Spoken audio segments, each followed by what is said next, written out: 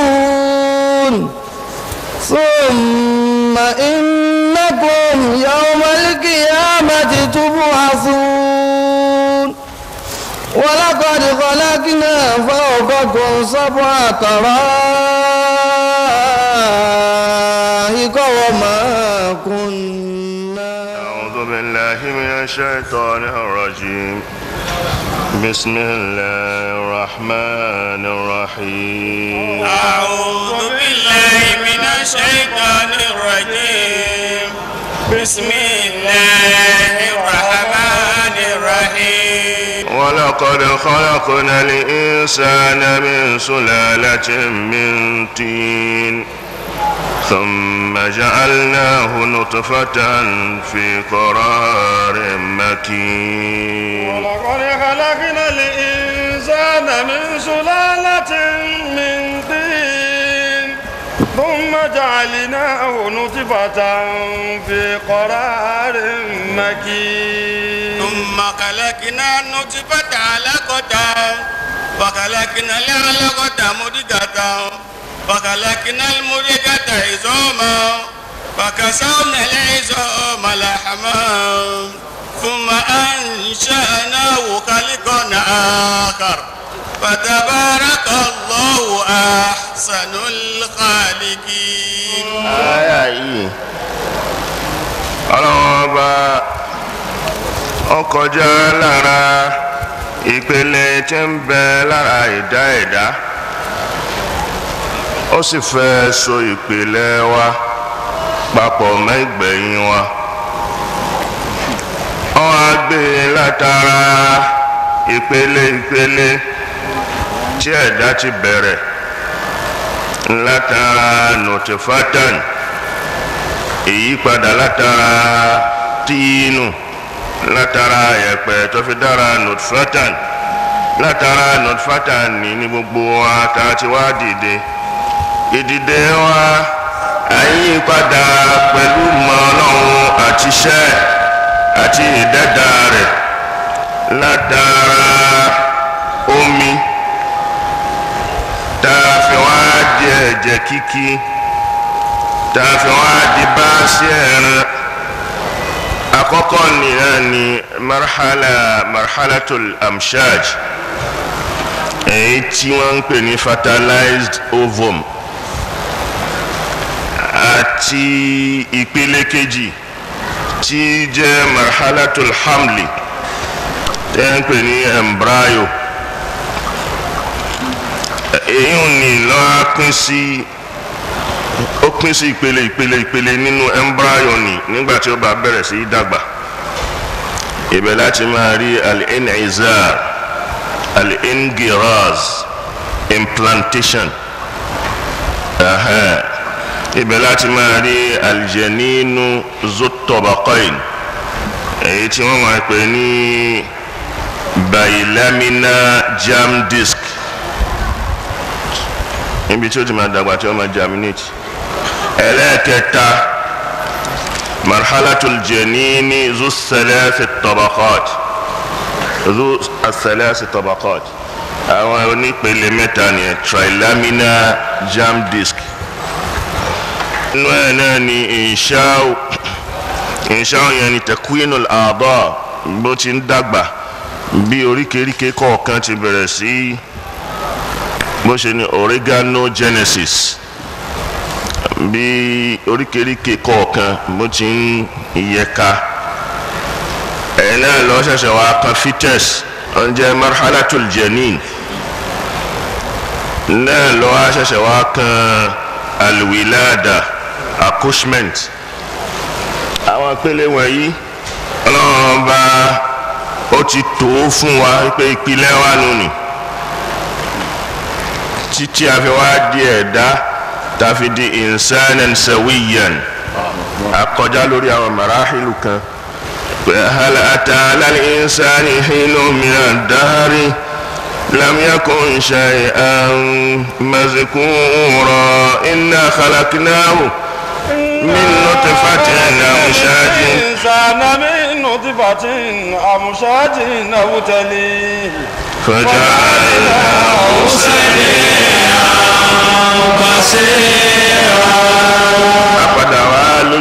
etí a nímú a lọ́wọ́ a ní ọkàn a ní ọpọlọ a sì ní tá a máa fi ronú tá a máa fi rorí àti tá a máa fi dá nǹkan mọ̀ ìyàtọ̀ ọ̀tọ̀ síra wọn. Ọlọ́run bá ṣe gbogbo èyí láti fi hàn wá pé agbára àwọn bó ti tó àti ìmọ̀ òun àti pé òun tóun lágbára àti ṣèyún ni kò sí ọba míì tó lè ṣe ilahun ma Allah sẹ́lómi tó wà pẹ̀lú òun ni qalilan ma tadhakkarun ìrántí díẹ̀ lẹ́ni táwọn èèyàn lẹ́fìn rántí ń bẹ̀ kò sí ọba kan ni wọ́n ti wá wà nù uslubu Ọlọ́run láti fi hàn wá pé òun lòun lágbára àtẹ̀yí tí ó máa tọ́ka lórí pé al-wahdani pé ẹyọ lòun táwọn bá pé méjì ni la dhahaba kullu ilahin bima khalaq kálukú ni yóò dijọ́ kan kálukú pin ní pé ọmọ múṣí àti ẹ kémi náà múṣí àtẹ̀mí ọ̀dà èmi mo dá eléyìí ìwọ kọ́ ló dá yìí dọ́wọ́ pé Ọlọ́run pé méjì ó pé mẹ́ta ni ajá sí pé ọ̀tọ̀ lèyí tó dá sánmà ọ̀tọ̀ lèyí tó dálẹ̀ ọ̀tọ̀ lèyí tó dá èèyàn ọ̀tọ̀ lèyí tó la dhahaba kullu ilahin bima khalaq gbogbo kálukú ni ọba mú ọba dídọ́ kan tí kan bá ní ọ̀yà mo fẹ́ rọ̀jò tí kejì nínú àsìkò òjò tí tó yóò padà dìjà kálukú ó padà rí pé lẹ́yìn yẹn yóò máa wá di pé tọ́sùl àbí tọ́sùl tọ́sùl of power náà fẹ́ ascertain power rẹ̀ àbí ẹnìkejì náà fẹ́ ascertain authority rẹ̀ wọ́n ti wá wà nínú ètò Ọlọ́run tó wá ń bá a sọ̀rọ̀ bẹ́ẹ̀ tí ó fi tọ́ka fún wa wípé Ọlọ́run ọba náà ọba ọ̀kan ṣoṣo ni yóò sì fi tọ́ka lórí al-qudra agbára rẹ̀ tí ẹnikẹ́ni ò lè bá pín tẹ́nikẹ́ni ò sì lè bá ṣe ìfàǹfà lórí ẹ̀ in kullun la'ati ar-rahman abda kálukú wa ẹ̀dá ni wá ìbádù Ọlọ́run ni ẹrú Ọlọ́run ni gbogbo ara padà wá bá abdan lẹ́rú ẹ ṣe pé ó pàṣẹ fún wa ni ẹni tó ní a máa ṣe àbí tí ó máa ṣe wá òun náà ló ní nígbà tá a mọ̀ gbà tí à ń yí padà tó fi dẹ́dá wa lọ́wọ́ a ní ẹ̀ṣà kan lọ́dọ̀ tiẹ̀ wípé bẹ́ẹ̀ mi ṣe ṣẹ̀ṣà tèmi nìyí báyìí mo ṣe fẹ́ kó máa rí bọ́lọ̀ ń bá ti fẹ́ kó rí òun ní òrì ó máa wá sìn ó máa wá bẹ́ẹ̀ gbogbo ohun tí ń bẹ ní sánmà àti tó ń bẹ ńlẹ̀ ilà àti rahman àfi kí gbogbo wọn kí wọn bọ́ lọ́hùn lẹ́rú òun ni wọn máa tọ́ka sórí wahdani ìjọkan rẹ̀ àwọn tó dá wa ń jọ òun bẹ̀rẹ̀ ẹ̀dá láti bí yẹ̀pẹ̀ láti bí ẹrọ̀fọ̀ ẹ̀ tún wá kú ẹ̀ ní símọ́ tó yá pé ikú ni ló ń tọ́ka wípé ẹ wá ní ayé tẹ ẹ wá ẹ kàn wá síbẹ̀ fúngbà díẹ̀ ìgbà díẹ̀ tẹ ẹ wá ní ẹ tún padà kúrò ńbẹ̀ ẹ wà á ṣiṣẹ́ tá a fẹ́ fi san yín lẹ́san nígbà tó ti dá àlùjánnà ó dá àlùjánnà ó sì dáná bẹ́ẹ̀ bá ti kà á nínú hadith bẹ̀rẹ̀ súra yìí pé alábi ọlọ́run dá jannatu adnin biyadihi òfin lábínà kan lábínà min lulu lábínà min khadra lábínatun bayda lábínà gbogbo pele tó fi sí ni tó wá ní ká aljanna ní sọ̀rọ̀ torí ta ló ṣe dá torí àwa mùmíní torí mùmíní ni tíyẹn ní qad aflaha almu'minun tó ń bá dá aljanna àwọn tí ò ní gba tòun náà àbáwọn tí ó kọ tòun tó ń bá lọ sáyé òun ó dáná fún wọn ó wá dá aljanna ó dáná kalẹ̀ aljanna tó dá ní lilmu'minina almuttaqina as-sadiqin àwọn ni wọ́n ní aljanna ni walil ashrari at-talihina al-fujjar al-kuffar àwọn èèyàn ni wọ́n ní iná òun náà ló dá bó ti wù ú ló fẹ́ ṣe ó sì ti dá wọn tí ó la àlìjẹ́nà ó ti dá iṣẹ́ tí ó rọrùn fún wọn láti wà àlìjẹ́nà náà ó ti dá mọ́ wọn lára àwọn tó sì dá láti inú tí wọ́n wọnú náà ó ti dá èyí tó rọrùn fún un náà lára tí ó rọrùn fún wọn láti ṣiṣẹ́ náà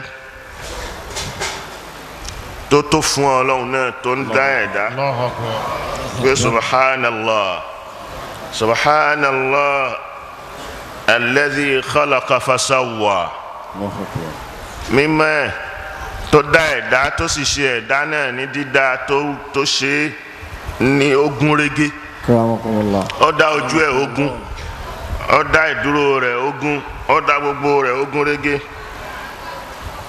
subhanallah alladhi qaddara fahada òun ló pè bùbù nǹkan fún rẹ̀ ó ṣe tẹ̀kídírù rẹ̀ pé ìwọ kò rí báyìí ó ní kí ẹni tí ó kúrú ẹni tí ó ga ẹni tí ó sanra ẹni tí ó wẹ̀ qaddara kulla shay'in òun ló ṣe tẹ̀kídírù rẹ̀ ó sì fi ọjọ́ sí ẹni tí ẹnìkọ̀ọ̀kan ó lò fahada ó tún fọ̀nà mọ́ kálukú òun ló fọ̀nà mọ́ ẹni tó mọ̀nà ò ṣàdédé mọ̀nà bí ó bá fọ̀nà mọ́. وسبحان الذي خلق من نطفة إذا تمنى mímọ́ tó dá ẹ̀dá látara omi tó ń yọ látara nutfa ó sì ṣàwá rẹ̀ wa khalaqa adh-dhakara wal-untha ó tún wá dá akọ ó dá abo ó ní tó fẹ́ lò lára dídá alákọ̀ọ́lábo ni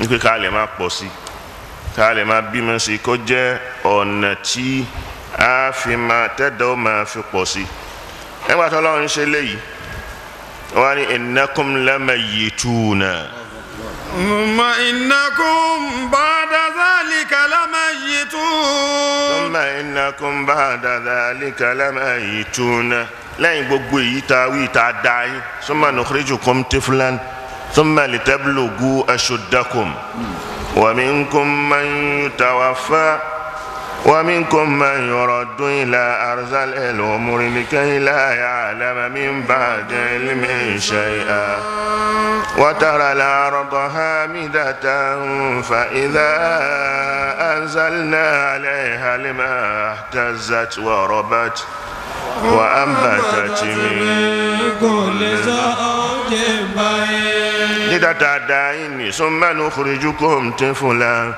àwa amòyìn jáde lọ́mọ òpónlò thumma litablugu ashuddakum lẹ́yìn náà àwa náà láàdá yín lágbà títí tẹ́ fi di wò ń parí. wa minkum man yutawaffa bẹ́ẹ̀nu yín man yutawaffa ẹni tá a pa ní kékeré tí ò ní dàgbà wa minkum man yuraddu ila arzalil umri likay la ya'lama min ba'di ilmin shay'an. ẹsẹ̀ ń bẹ nínú yín ẹni tá a padà ní ó dàgbà látara dídàgbà rẹ̀ á wàá sọ ọ́ di ọmọdé padà. لكي لا يعلم من بعد علم شيئا lẹ́yìn gbogbo tó ti mọ̀ nìkan á tún ní dán kankan mọ̀mọ́. وترى الأرض هامدة bẹ́ẹ̀ ti rínú ni kò sí yàtọ̀ yín pẹ̀lú kókó àti nǹkan ta àtewé àti igi àti gbogbo ẹ̀. وترى الأرض هامدة kò sí yàtọ̀ yín pẹ̀lú ilẹ̀ tó ti kú. فإذا أنزلنا عليها الماء اهتزت inú omi la ti dá yín nǹkan oṣù obìnrin àwọn ẹyin ibẹ̀ tó bá yè fúrúrú tó bá lọ sákùlù rẹ̀ tí ó bá padà yóò di ẹ̀jẹ̀ tí yóò ti kú yóò di ẹ̀jẹ̀ yóò wá jáde tó bá jáde yóò fààyè lẹ̀ kí èyí tó ti kú ni lẹ́yìn ìgbà tí ó bá tún ovulate kó tún sọjí padà kí ẹyin kó tún padà so ìyàtọ̀ yín bó ti rí ni bẹ́ẹ̀ ni ẹ wòye sí ilẹ̀ ẹlẹ̀ tarala rọ́bọ̀ hamidata ó rí i pé ilẹ̀ ti kú. فإذا أنزلنا عليها الماء bàbá wa sọ omi kalẹ̀ láti sánmà sí orí ilẹ̀ náà. اهتزت àwa gbọ́n pẹ̀pẹ̀ afọ وربت àwa rọ̀ bẹ̀jẹ̀bẹ̀jẹ̀. وأنبتت من كل زوج بهيج. yóò fi wá wo zawjan bahijin àwọn irúgbìn tí ó ṣojú lọ́yìn àwọn irúgbìn tó bá yọ báyìí yóò tutù múnumúnumúnu bẹ́ẹ̀ náà ti rí nù níjọ́ tí wọ́n bí kálukú ọmọ òpó ńlò yóò tutù mìnìmìnìmìnìmìnì yóò wá bẹ̀rẹ̀ sí dàgbà tó bá dàgbà bó ti ń dàgbà nì bẹ́ẹ̀ ni ìtutù ni ó máa kúrò lójú ẹ̀ ọba tí wàá dàgbà débi kan gbogbo òtútù ni ojú àgbà ó wàá débẹ̀ ojú ọmọdé ó kúrò gbogbo awọ rẹ̀ tí ó dán tó tutù tó lẹ̀ tó ṣe kínní yóò wàá tún wàá bẹ̀rẹ̀ sí í hun jọ gbogbo ojú tó ń dán ni yóò wàá hun jọ yóò súnkì bẹ́ẹ̀ náà ni irúgbìn. وأنبتت من كل زوج بهيج ذلك بأن الله هو الحق. èyí ni náà ló ń tọ́ka sí pé Ọlọ́run ọba ni ọba òdodo ni. وأنه يحيي الموتى. òun náà ni ó tún padà jí yín gbà tó ti pa yín tán. وأنه على كل شيء قدير. ọba náà lọ́ba tó lágbára lórí gbogbo nǹkan tó dá ò lè lágbára lórí òun ló dá òun ló mọ̀ ìpìlẹ̀ rẹ̀ ló mọ̀ bó ti bẹ̀rẹ̀. وأن الساعة آتية لا ريب فيها. wọ́n tún wá ń fi agbára rẹ̀ yìí hàn wá pé summa innakum ba'da dhalika lamayituna ẹ̀ tún wá padà wá kú. summa innakum yawmal qiyamati tub'athun. ẹ bá kú tán tún wá jí tó bá dijọ́ gbèǹde alkiyama. Allahu Akbar.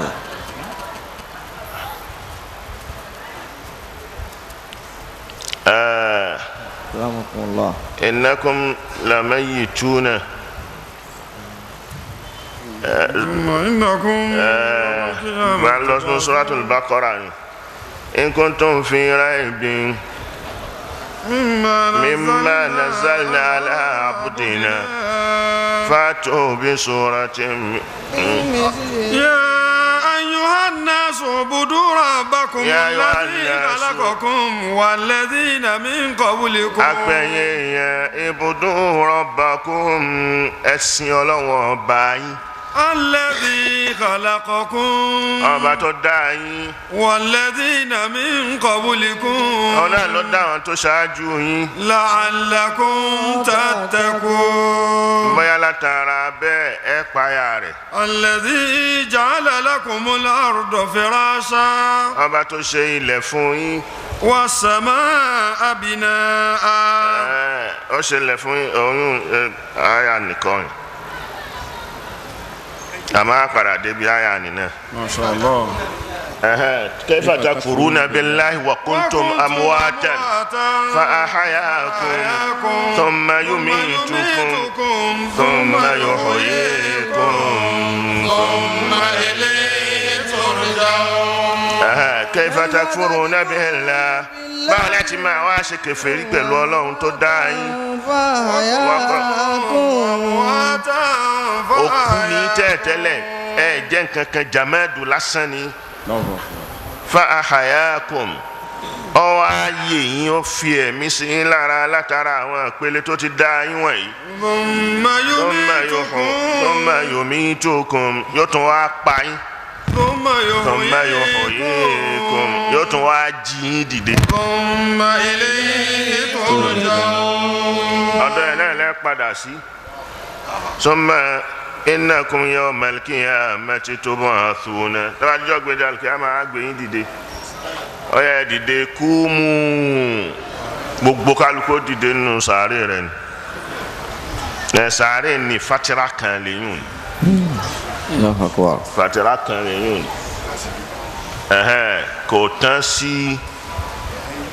kò tán sí bí ẹni tó dá wa tí ó pa wa ó sì mọ̀ pé kò tán sínú ayé yìí. ọba tó dá wa sílé ayé kó ti mọ̀ pé kò tán sínú ilé ayé yìí. ó sì ń fi yé wa pé kò tán. ó sì fi yé wa pé kò tán. àwa náà sì rí i pé kò tán. àwa náà sì rí i pé kò tán. rí i pé tí wọ́n bá tán lójú rẹ̀ ṣáà làwọn èèyàn ń kú. ojú rẹ̀ làwọn èèyàn ó ṣe máa kú. ẹ bí wọ́n léèrè bí wọ́n náà bíra rẹ̀ léèrè pé àwọn tó ń kú yìí kí ló ń pa wọn ń bo ni wọ́n ń lọ. fìzà ibi ìnára awwalina àwọn tí wọ́n ń kú tí wọ́n ń lọ nì nínú àwọn tó ti ń lọ tí kálukú ń lọ tí wọ́n kàn ń wọ̀ síbẹ̀ sìn. minal quruni lana basair nínú àwọn generation ni tí wọ́n ń lọ lana basair ìwòye ń bẹ fún wa. ra'aytu lamma ra'aytu mawaridan lil mawti laysa laha masadir. wọ́n rí i pé ọ̀nà kan nìyí táwọn èèyàn ṣà ń kú wọ́n ṣà ń wọbẹ̀ ní pín tó bá ti wọbẹ̀ ilẹ̀kùn ó ti mọ wọn náà ní pa wọn ẹ̀ tún níbi tí wọ́n ń gbà jáde mọ́. wa ra'aytu qawmin nahwahu yamudilla asaghiru wala kabir. ara àwọn èèyàn ni yóò kú yóò sì lọ àtọmọdé yóò kú yóò wọbẹ̀ ní pín àtàgbàlagbà àgbàlagbà náà ó kú yóò wọbẹ̀ ní pé. la yarji'ul mahdi ilayya. àwọn tó ti lọ ní la yarji'una ilayya wọn padà wá. wala minal baqina ga'ir. ẹni tí yóò sì ṣẹ́kù tí yóò tí ì lọ òun náà ti mọ̀ pé ńjọ́ kan lòun ó lọ. aikantu anni ala mahalata haisu sara liqawmu sa'ir. wọ́n ti wá fi hàn lámàdájú wípé haisu sara liqawmu ní táwọn dà ní. haisu sara liqawmu ibi tí wọ́n lọ ní. Karamakumullah. Karamakumullah. aikantu anni la mahalata haisu sara liqawmu sa'ir. àná ó padà dá tí wọ́n dà ní. Allahu Akbar. ibi tí wọ́n lọ ní ojú ọ̀nà tí wọ́n gbà ní ibi tí wọ́n lọ ní àwa náà padà lọ ọbẹ̀. nígbà tí wọ́n ti mọ̀ bá ní pé ó padà kálukú ni ó padà kú níjọ́ tí wọ́n bá ti bíyàn wọ́n ti gbàwé bíbí ipò òun wá dà ìjọ náà ìwé ikú ti dọ̀ràn yẹn lé lórí. àwáyé mákò kan kò sí. bó o bá so gbẹ́kúdè mọ́ra rẹ̀. bó o bá so gbẹ́kúdè mọ́ra. tó bá yá yóò súra rẹ̀ yóò tún sú àwọn èèyàn tó wà lọ́dọ̀ wọn yẹn pé ó di kí wọ́n máa gbé bọ́ta láàárọ̀ kó máa yárùn. ó ti yẹ kó lọ wọ́n máa gbé torí òun náà kò tiẹ̀ ti ní bá nǹkan kan mu mọ́ nínú jíìlù míì tó 100 ọdún náà ni. 100 ọdún náà ni. pàápín ọdún èèyàn nù ni. pàápín ọdún èèyàn náà nìyẹn. tó bá wá lé. tó bá lé. 100. ọlọ́run fẹ́ bẹ́ẹ̀ ni. tó bá dín. ما يؤمر من مؤمر ولا ينقص من عمره إلا في كتاب إن ذلك على الله يسير. ikú ni. summa innakum latub'athuna a padà wá tún gbé yín dìde. nígbà tá a bá kú tán. yawmal qiyamati tub'athun. gbogbo ẹni tó ti kú. gbogbo àwọn tí wọ́n ti kú pátá. tí wọ́n wà nínú sàárè. àní ńjọ́ tọ́lọ́run tó dá wa tí ó fi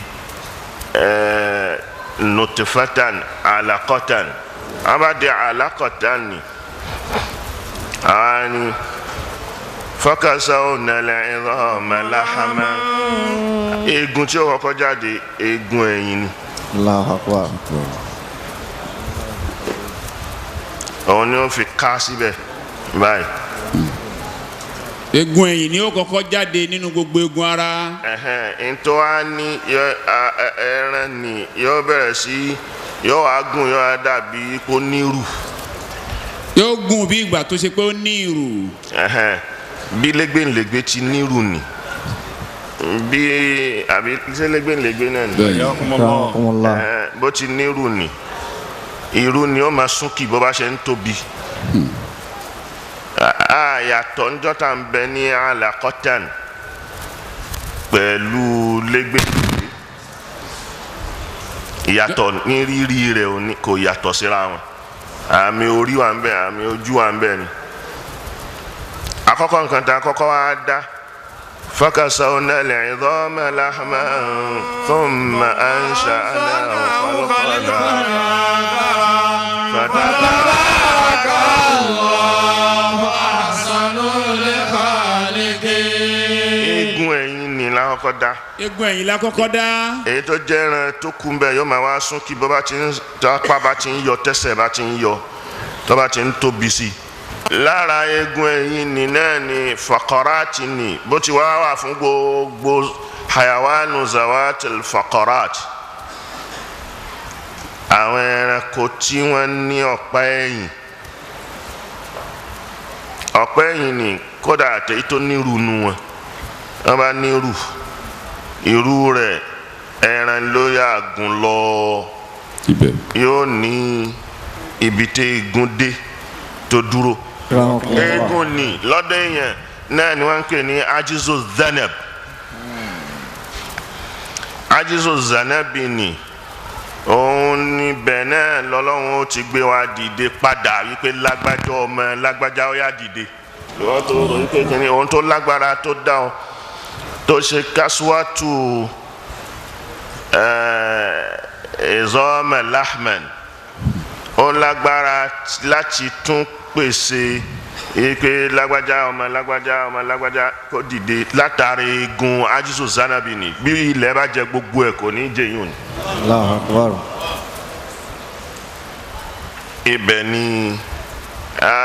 ibẹ̀ láti dìde padà ibẹ̀ ni ó ti gbé wa dìde padà pé summa innakum yawma izin summa innakum yawma al-qiyamati tub'athun.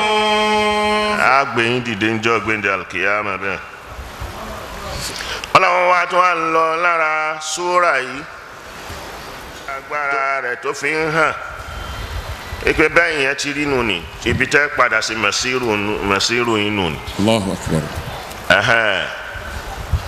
ẹni tó bá ti kú náà bá ti gbé jù sínú sàárè pam yóò bò ní. tí sàárè ní bá ti gbà á tán yóò wà ń bẹ̀ yóò jẹrà bí yóò bára rẹ̀ ò bá jẹrà kì í ṣe gbogbo òkúta ara rẹ̀ ò jẹrà ló ń jẹ́ wòlíì. Allahu Akbar. kì í ṣe gbogbo òkú tí ara rẹ̀ ò jẹrà ló ń jẹ́ wòlíì. Rahmatullah. kì í ṣe gbogbo òkú tí ara rẹ̀ ò jẹrà ló ń jẹ́ wòlíì. ìyá torí pé wàá jẹ́ wòlíì ni lára rẹ̀ ò fi jẹrà rárá tẹ́sítọ̀ ọ̀lẹ̀ yìí dìtámìnì kí ó má jẹ nǹkan kan kí yẹ̀pẹ̀ ní má jẹ nǹkan tó bá wà nú ẹ̀ tó bá gbé sínú. Hayyakumullah. tó bá sì jẹ́ tó bá bọ́ sínú ilẹ̀ mi ó dìpẹ́ lọ irú ilẹ̀ wo ni wọ́n sin sí tí wọ́n bá wo tẹ́sítọ̀ ilẹ̀ nì kò ní ilẹ̀ tí èyí jẹ nǹkan ni kì í àwọn yẹ̀pẹ̀ míì wà bẹ́ẹ̀ tí ò ní jẹ́ tó yá sí pé àwọn chemicals kan ti bọ́ sínú yẹ̀pẹ̀ nì tí ò ní jẹ nǹkan kan tí ò ní nǹkan tó bá wà nínú rẹ̀ kò ní jẹ. àwọn ilẹ̀ kan ń bẹ tẹ́ ẹ bá sì yàn síbẹ̀ èèyàn tẹ́ ẹ bá sì ń bẹ̀ kò ní jẹrà kò tọ́ka sí pé ilẹ̀ ò jẹ́ yẹn àbí kò jẹrà pé kì í pé wòlíì ni. kò tọ́ka sí báyìí kò tọ́ka sí bá ní. ilẹ̀ tí wọ́n sin sí ló dìtámínì rẹ̀. ilẹ̀ tí wọ́n ti sin. wòlíì mi sì lè wà ilẹ̀ ó jẹ gbogbo ara ẹ̀ yóò tún jẹ́ tegun-tegun ẹ̀yin ò yọ kúrò nù. akramakumullah. ẹ̀sìn lè sin wòlíì mi tá a rí dáadáa pé wòlíì ni wọ́n á wá sin gbẹ̀ bá sí tán a sì jẹrà pátápátá tegun-tegun kò tọ́ka sí pé kì í ṣe wòlíì. akramakumullah. ẹ̀mí tí ó jáde lára òun ni jawharu ara yìí kọ́ ni òun kọ́ ni pàtàkì ntọ́ pàtàkì lára òun lẹ̀mí. ntọ́ pàtàkì lára òun ni ẹ̀mí. tẹ́mi bá ti jáde lára. tẹ́mi bá ti jáde lára. ilẹ̀ tá a bá sin èèyàn sí bílẹ̀ bá jẹ onítọ̀hún tó jẹ ara ni yóò ṣe ajizu zanabi rẹ̀ kù síbẹ̀ tíbẹ̀ fi ń jẹ́ ààyè ibi tó sùn tẹ́mi tára rẹ̀ sùn ara pẹ̀lẹ́mì sì ni yóò jíjọ máa ṣiṣẹ́ papọ̀ ni ara àtẹ̀mí wọ́n jíjọ ń ṣiṣẹ́ papọ̀ torí inú ilé tó gbénu ni ara ni létí ẹ̀mí gbé. ara ni létí ẹ̀mí gbé. Imam Ghazali tó ní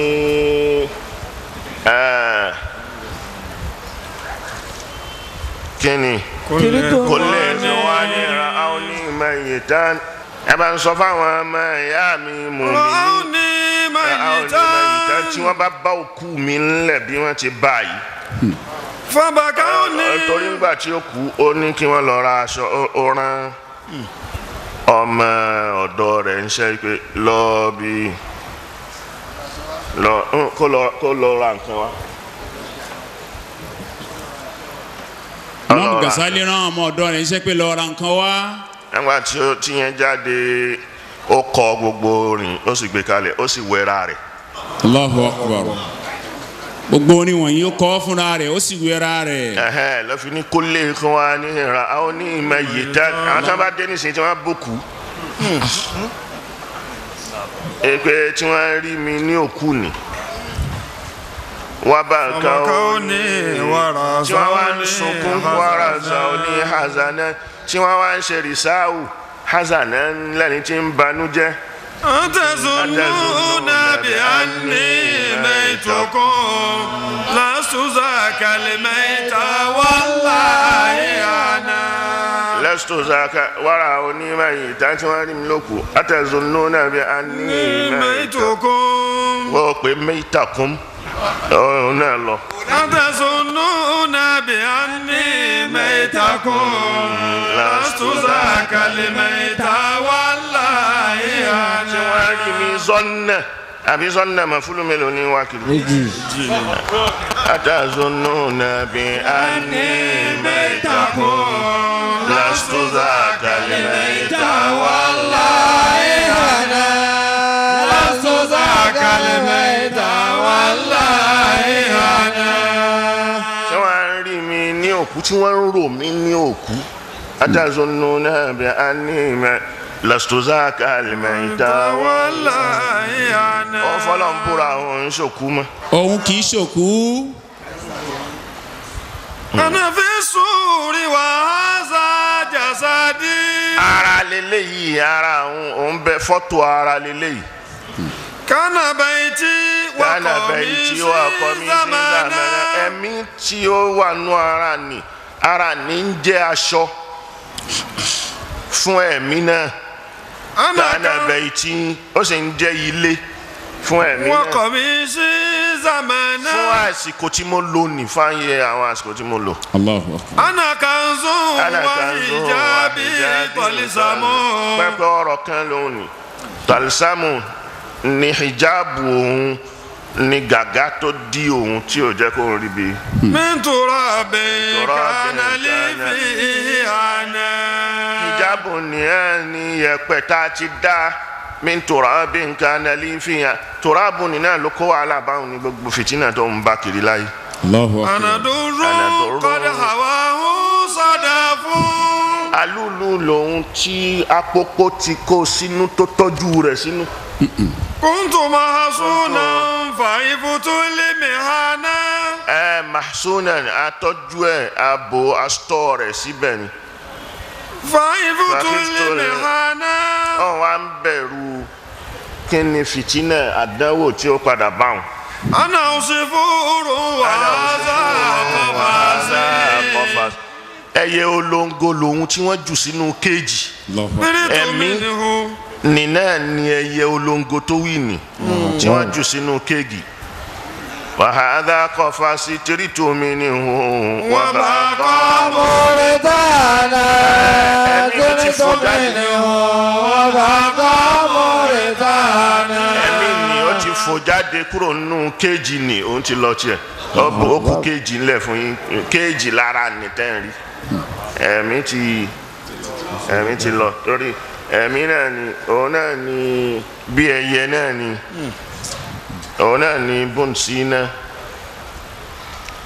ọ̀nà ni bùnsínà pè ipe ẹ̀yẹ ni ipe habatat ilayka minal mahallil arfai waraka zatu ta'azzuzin wa tamannu'in وصلت على قرن إليك فربما كرهت فراقك وهي ذات تفجع.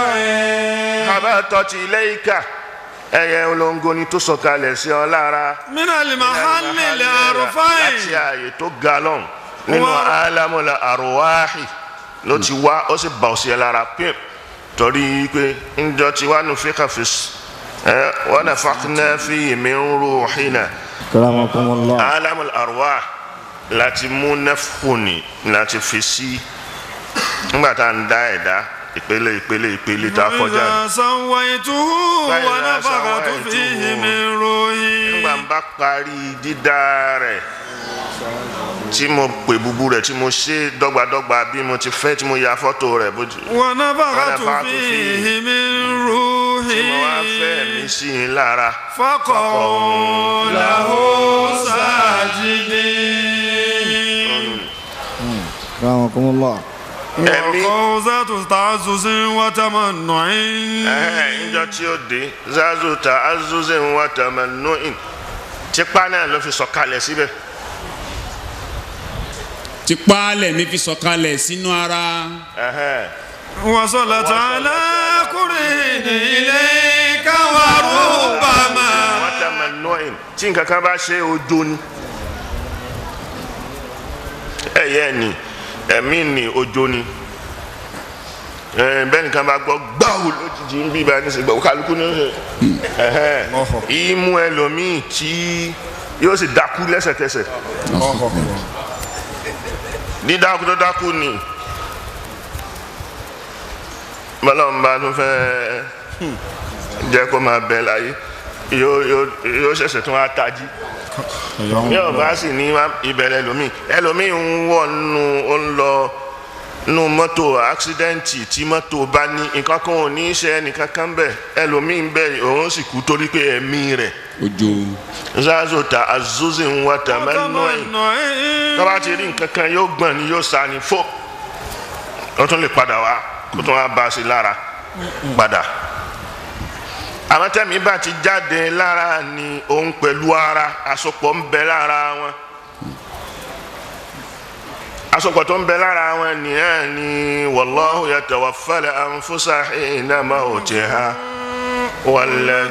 wallati lam tamut fi manamiha fayumsiku alladhi qada alayha al-mawt wa yursilu al-ukhra ila أجل مسمى إن في ذلك لآيات لقوم يتفكرون. àpèjúwe tí ń bẹ lára ikú àti ìyè àti oorun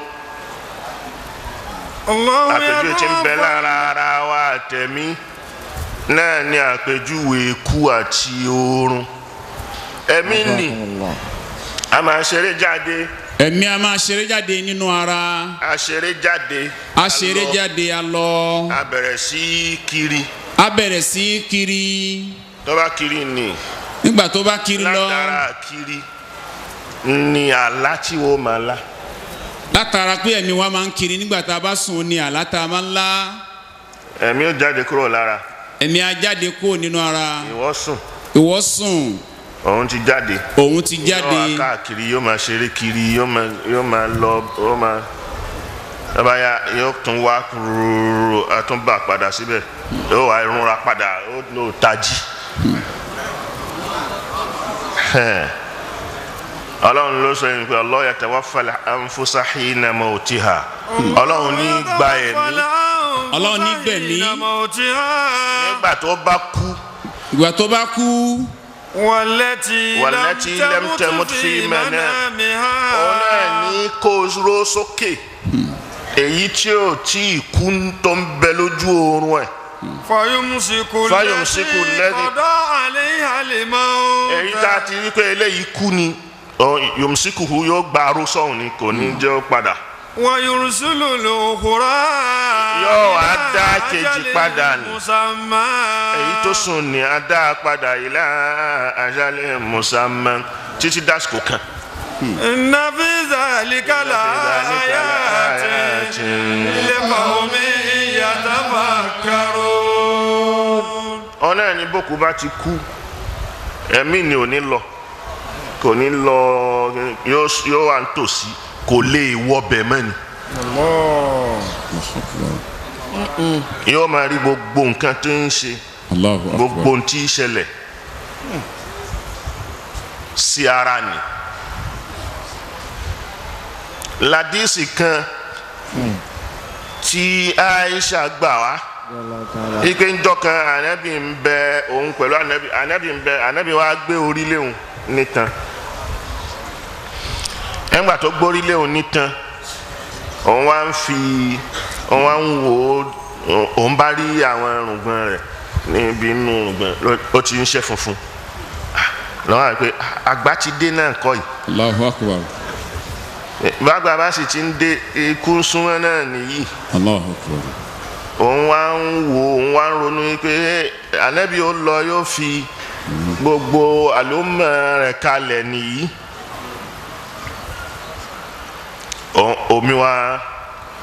omi ojú wa ń ṣe omi ojú wa lérò bómi ojú ti kán sí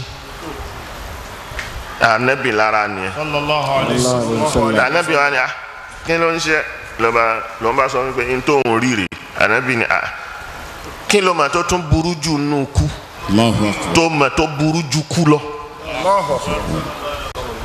ó ní bẹ́ẹ̀ mi bá ti jáde tí wọ́n gbé ní bá ti kú tó kú táwọn ọmọ ànábì ni èyí nǹkan ló burú jù.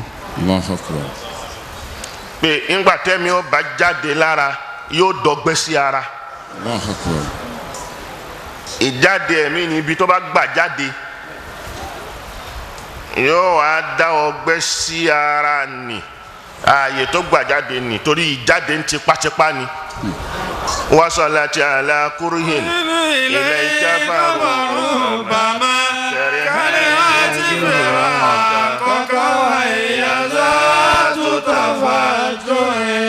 àjàgbá ń tipátipá ni pàtì kó jáde kúrò ń bẹ̀ níbi tó ti wá jáde nì yóò wá jẹ́ egbò ni ànábì wa ni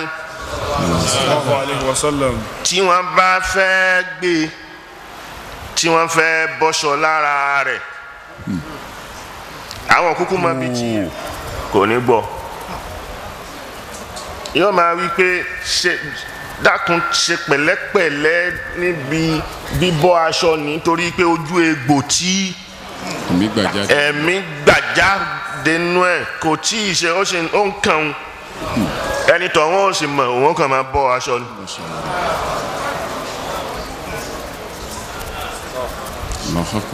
ọ̀ní tó bá yá tó bá tún wá fẹ́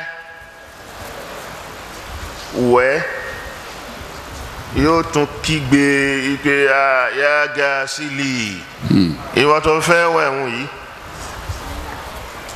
má jẹ́ kó mi ní gbóná jù má sì jẹ́ ó tutù jù ń ti torí ọgbẹ́ ojú ara ẹ̀ pé yóò tún kígbe bẹ́ẹ̀ wọ́n bá bu omi sí lára bómi ní ìwọ tó sì fẹ́ ìwọ ò mọ báwo ni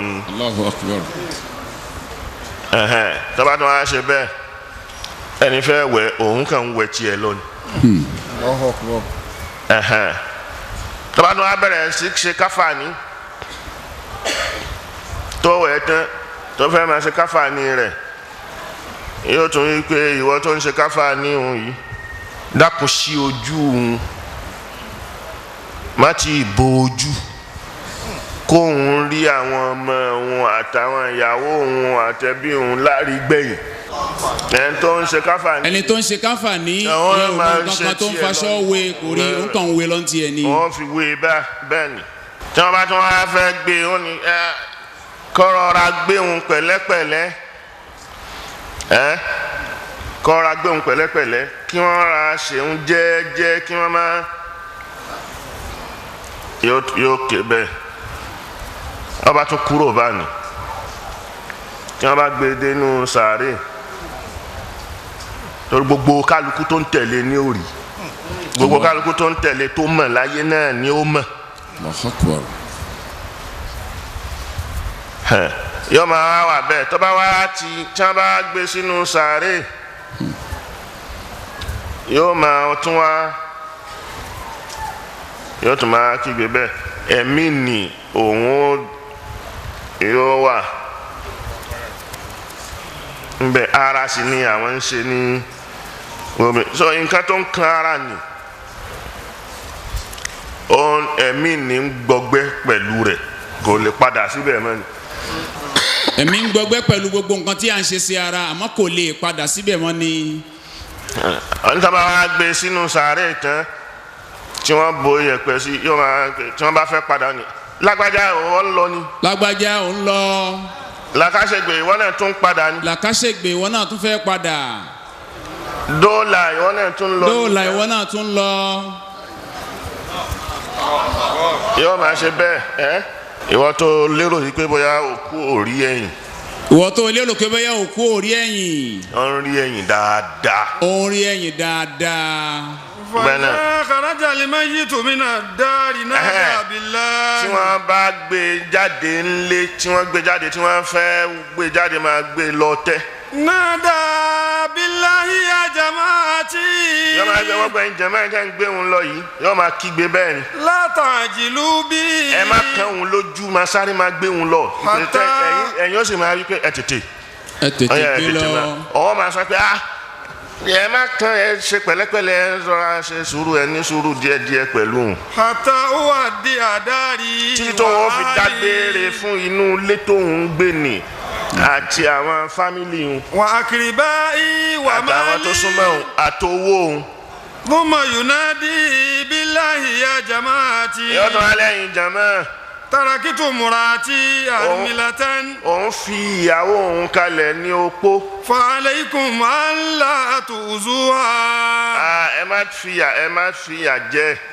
wa auladi yutamaa. òun sì fa àwọn ọmọ ẹlẹ bẹ́ẹ̀ ní ọmọ nísìnyí tó wọn ní bàbá mọ́. fa aleikum alla tuzuhum. ọ̀dọ̀ wọn yẹn ẹ má fìyà jẹ wọn ẹ má ní wọn lára o. fa innal yawma. torí lé akhruju min dari. òun jáde kúrò nù lé ní òun ò tún padà síbẹ̀ mọ́. wala arji'u ilayhim abada. òun ò padà wá bá wọn mọ́. wa iza wudi'a bil janazati. tí wọ́n bá gbé yaqulu. kán fẹ́ kírun sí i lára. billahi ya jamaati. yóò tún máa gbé ajá máa àti ẹ̀yin jàmá. la ta'jilu bi. ẹ má kàn òun lójú. hatta asma sawta ali wa auladi. tó wọn máa fi gbọ́ ohun àwọn ọmọ òun àtọ̀hún àwọn ìyàwó àtàwọn aráalé òun. wa akribai. fa innal yawma ufarikuhum ila yawmil qiyamati. torí pé lẹ́ni òun yà wọ́n pátápátá lọ ọjọ́ gbèdé alkiyama nù. fa iza humila ala al janazati. tí wọ́n bá gbé e sórí pósí. wa khattu biha thalatha khatawati. tí wọ́n bá ti gbé e tí gbogbo kálukú ti gbé wọ́n gbé séjìká wọ́n gbé e lọ tí wọ́n bá gbé ẹsẹ̀ mẹ́ta. yunadi. yóò tó pariwo bẹ́ẹ̀. bisawti yasma'u kullu shay'in illa thaqalayn. gbogbo kan ni ó gbọ́ illa thaqalayn àfàwọn àlùjànnú àtẹ̀yàn. wa taqulu ruhu billahi ya ahibai. ẹ̀mí ni wọ́n máa sọ pé ahibai gbogbo ẹ̀yin tẹ́ nífẹ̀ẹ́ ń. wa ya ikhwani. gbogbo ẹ̀yin ọmọ ẹ̀yà ń. wa ya auladi. ẹ̀yin الدنيا كما غرتني. ẹ má jẹ́ kí ayé yìí tàn yín jẹ gẹ́gẹ́ bó ti tàn òun títí tó fi bá òun débi tó ń dé. Allahu Akbar. ولا يلعبن بكم الزمان كما لعب بي. ìgbà bó ṣe play òun títí di bó ṣe play òun débi tó ń dé yìí ẹ má jẹ́ ó play ẹ̀yin bá ní. ẹ wòye pẹ̀lú òun. فإني خلفت ما جمعت لورثتي. gbogbo ohun tóun ṣe tó gbogbo wàhálà òun láyé òun ti dàálẹ̀ nísìnyí fẹ́yìn tẹ́fẹ́ jogún. ولم يحملوا من خطيئاتي شيئا. gbogbo ẹ̀ṣẹ̀ tóun fi kó o jọ ọ̀nà èrú àtọ̀nà bú tóun fi kó o jọ ni àwọn ò ní bá òun gbé ẹ̀ṣẹ̀ ni òun lòun ò wá gbé àwọn sì ni wọ́n wá jogún.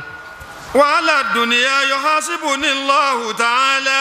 ọlọ́run ó ṣèṣirò òun pẹ̀lú gbogbo ohun tóun kó jọ ni. وأنتم تتمتعون بها. ẹ̀yin lẹ́sìn fẹ́ máa gbádùn rẹ̀. ثم لا تدعون لي. ẹ̀ tó wá ní ṣàdúrà fóun. La ilaha illallah. ẹni tó ní kò ṣàdúrà fókù. ẹni tó ní kò sí àdúrà fókù. ẹ má ṣàdúrà fún. ẹ ṣàfihàn jù sínú sáwà á lé sálí ìnsáni illa ma sa'a.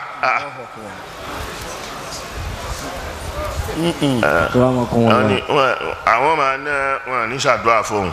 وإذا صلوا على الجنازة. wọ́n bá ti wá kírun sókù náà la. ورجع بعض أهله وأصدقائه من المصلى. táwọn ọ̀rẹ́ àtìyàwó àti kìnìún táwọn padà wọn ní báwọn dé tẹ́.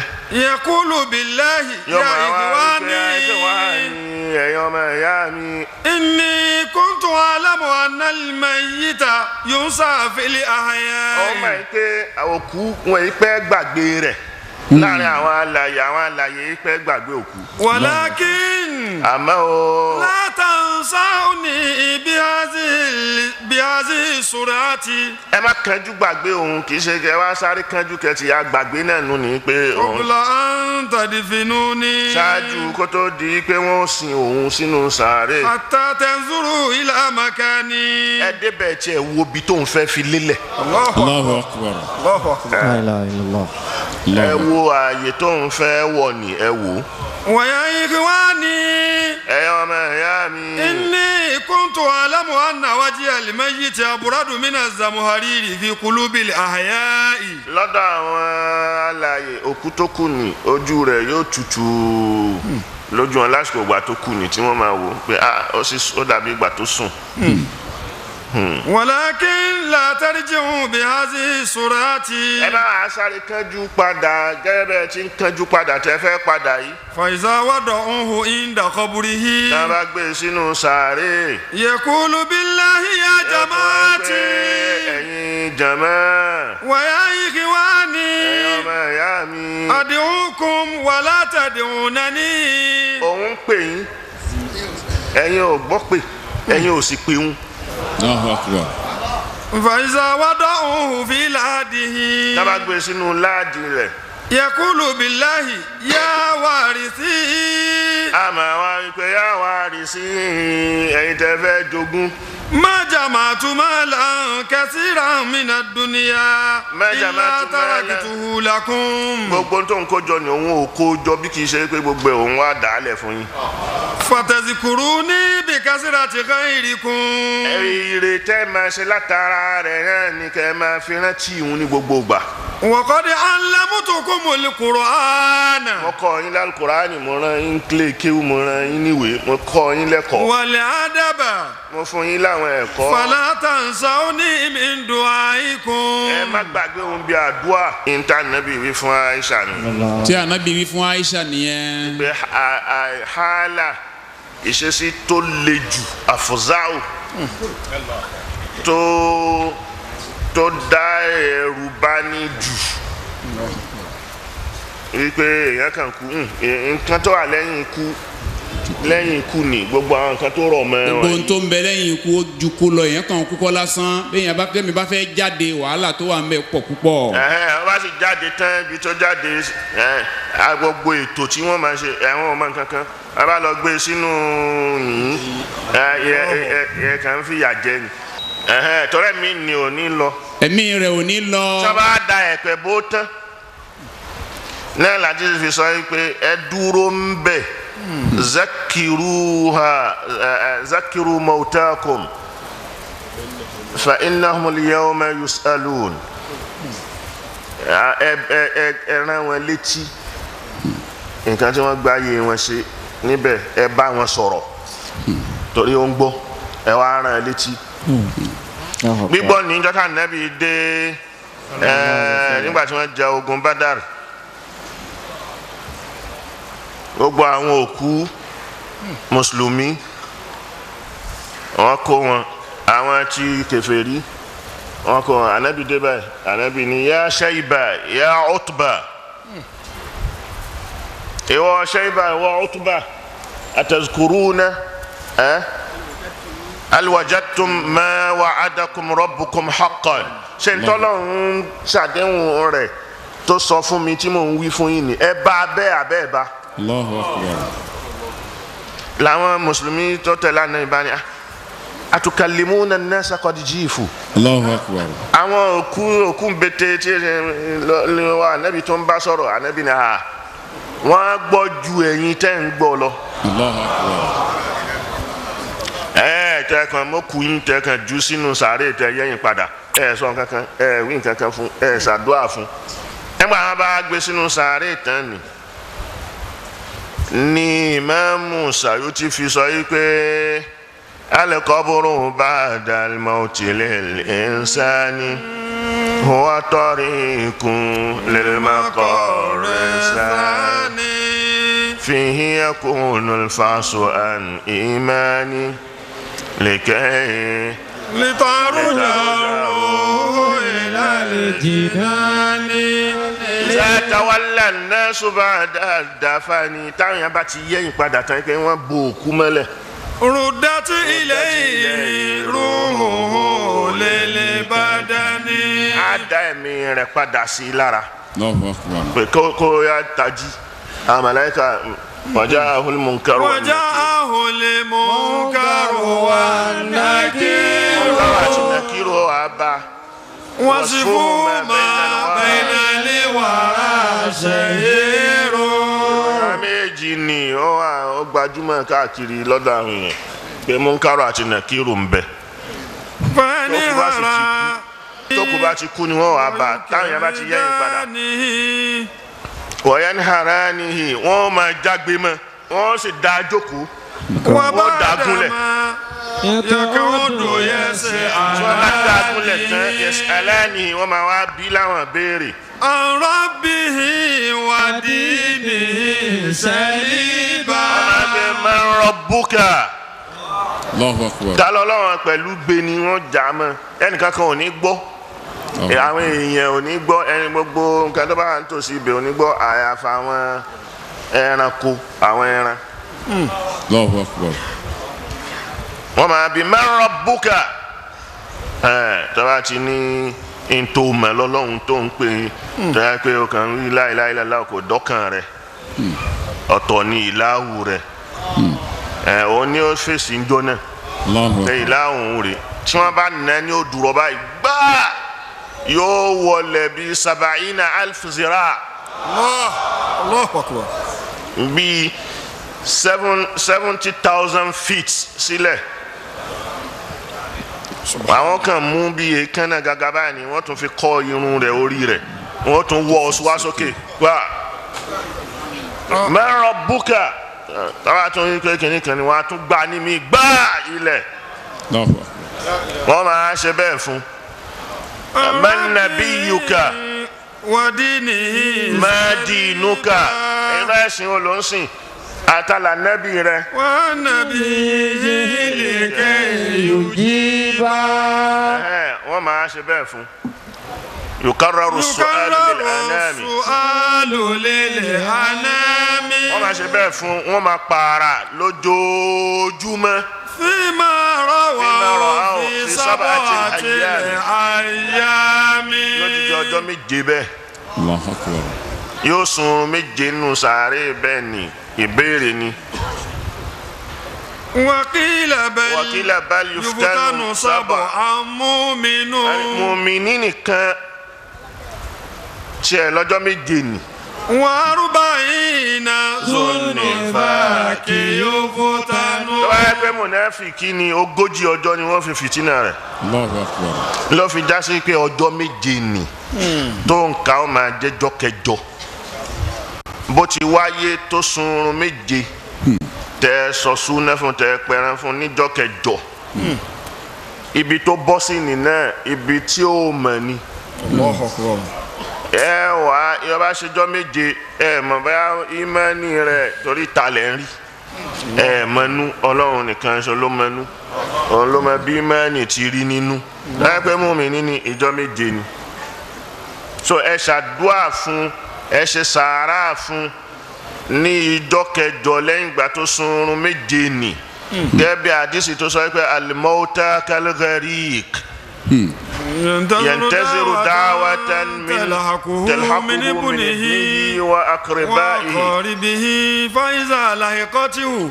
kanat ahabba ilayhi min ad-dunya wa ma fiha. ẹ ṣàdúà lódìdí ìjọ́ méje nì ẹ máa ṣàdúà ló bá di ìjọ́ kẹjọ ẹ ṣe sàárà ẹ jẹ́ ká dúà pọ̀ fún àwọn ẹgbẹ́ kò sá dúà ẹ ṣáà ti ju àwọn èèyàn ò ní wọ́n ti di kèfèrí torí Al-Qur'an ló sọ pé yẹ́ yìí sí. أيها الذين آمنوا لا تتولوا قوما غضب الله عليهم. ẹ má dàbí àwọn kan tọ́lọ́run ti bínú sí. قد يئسوا من الآخرة. àwọn èèyàn wọ́n ti gbàgbé pé kò sọ́run kankan mọ́. كما يئس الكفار من أصحاب القبور. òkú rẹ̀ sínú sàárè tí ó ti jákàn kúrò ń bẹ̀ pé kò sádùá kan tí ó bá mọ́. akramakumullah. ahsanallahu ilaykum. so arba'ina yawman 40 ọjọ́ ni wọ́n fi ṣe bẹ́ẹ̀ fún mùnáfìkì wọ́n máa lọ wọ́n máa bọ̀ ní wọ́n máa jẹ níyà ìyanu sàárè èyí ni ò tí ì débi tọ̀hún àwọn ìbéèrè ni ìwọ náà wò láyé káwa náà farabalẹ̀ wò láyé bó bá ń lọ ìlú kan tó o bá lọ sí ìlú kan ó gba físà rẹ̀ ó gba físà ìlú náà tó o bá wá débẹ̀ rí tó ẹ pa kọ́kọ́ dídébẹ̀ rẹ ni ó bá ṣe pé àkọ́kọ́ tó kọ́kọ́ délùú náà nìyẹn tó o bá na físà sí immigration tó o bá na físà sí immigration pé mo fẹ́ wọ̀lú yín port of entry tó fẹ́ gbà wọlé tó o fẹ́ gbà wọlé lọ́dọ̀ immigration tó bá gba passport rẹ tó bá ti gba passport rẹ yóò wá dẹ dúró yóò bẹ̀rẹ̀ sí bi ẹ́ láwọn ìbéèrè yóò wá dẹ dúró yóò bẹ̀rẹ̀ sí bi ẹ́ láwọn ìbéèrè yóò máa bi ẹ́ láwọn ìbéèrè ní ọjọ́ mélòó ló fẹ́ lò ọjọ́ mélòó ló fẹ́ lò ó sì ti fíìlì fọ́ọ̀mù kó tó gba físà tẹ́lẹ̀ pé iye ọjọ́ báyìí ló fẹ́ lò ń bẹ̀ àwọn ìbéèrè kan yóò wá bí ọ́ tó ti fíìlì sínú fọ́ọ̀mù ìwọ ti gbàgbé ó lè ti gbàgbé tí ó bá jó tọ́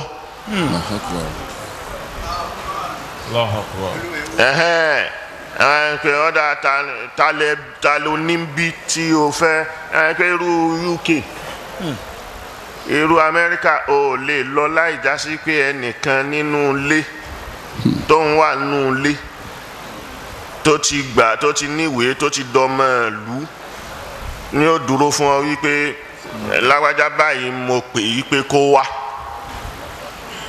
báwo lẹ ṣe jẹ́ síra yín ó sọ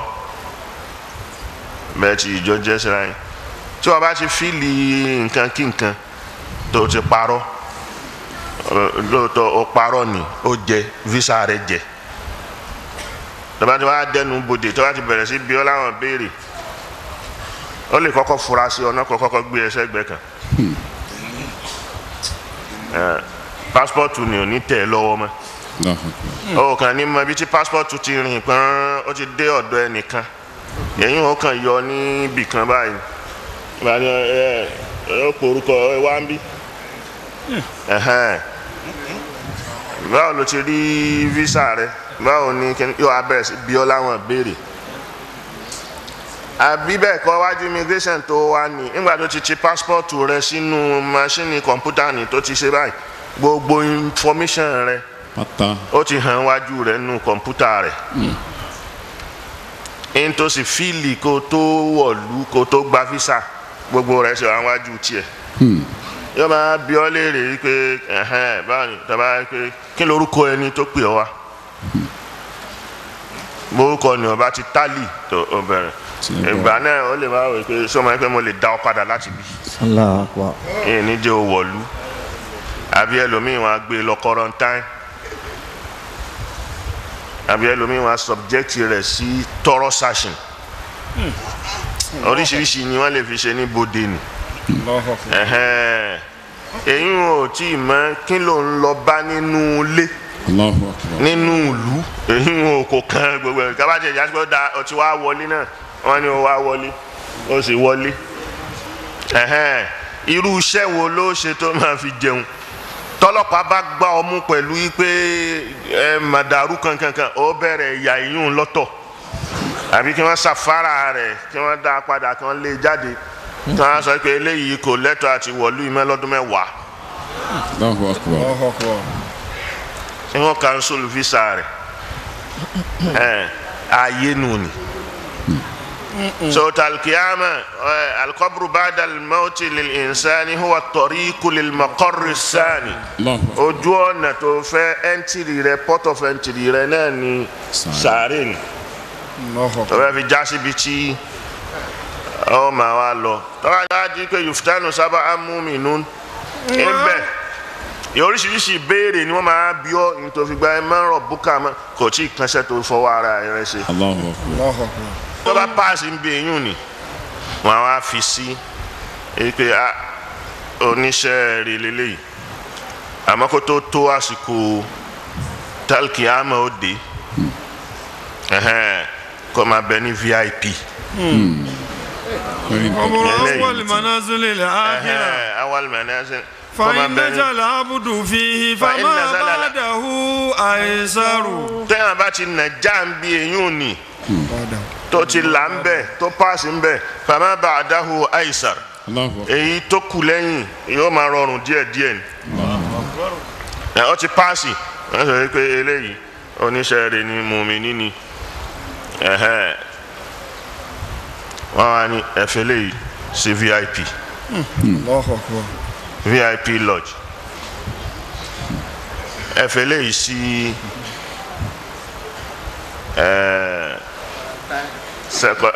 quarantine àrùn kan àwọn àrùn kéékèèké kan ṣe wà lára ẹ má yẹ kí léyìí gbé léyìí lọ ẹ̀fẹ̀ léyìí sí quarantine àá fi èyí ò ní sí quarantine ẹlòmíì wọn á pé eléyìí ẹ fi sí awaiting.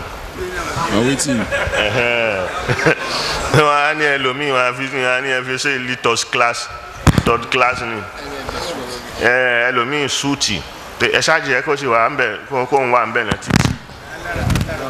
so bẹ́ẹ̀ ni darajatu èmi wà ní eléyìí wọ̀lú ẹgbẹ́ lẹ́wọ̀n àti ń retí ẹ̀ tipẹ́tipẹ́ àti ń wà wọ́n ń wà ní so ẹgbẹ́ lọ ẹ lọ tì í mẹ́nu lé ẹ lọ tì í mẹ́lé bẹ́ẹ̀ yẹn báyé ti rí ni náà bẹ́ẹ̀ náà ni àpẹẹrẹ ní táyé ni àpẹẹrẹ bálkì àmọ́ ó ti rí nù ni pé a lè dọ́gba bá a ti dọ́gba láyé bẹ́ẹ̀ náà la lè dọ́gba lálkì àmọ́ àmọ́ kì í ṣe pé nítorí pé o ti wá ní dúkìá láyé o ti ní ojú èèyàn gíga láyé èyí ò ní ọ̀hà júwe wípé ó gbọ́dọ̀ rí bẹ́ẹ̀ láì èyí ò ní iṣẹ́ tó o ṣe àti ẹ̀sìn tí kálukú sìn òun ni ó fún ní darajatu ni walikullin darajatun mimma amilu kálukú ni ó ní daraja ni ó ní ipò látara nǹkan tó ṣe. وأربعين ظنفاك يوضن زكاة قد كانت الصحابة يرون اتهاما له استهبابا. kásẹ̀ǹjẹ ìtààmù ká fáwọn èèyàn ló ń jẹ àwọn sàábé rí i wípé استهبابا ọ̀dà bẹ́ẹ̀ لطول تلك sábàtì سبعة àyàmì lọ́jọ́ méje ni. مؤونة لذلك المقام. kọ́ máa jẹ́ràn lọ́wọ́ fún òkú ni láàyè tó bọ́ sí kí wọ́n ṣàdúrà fún kí wọ́n ṣe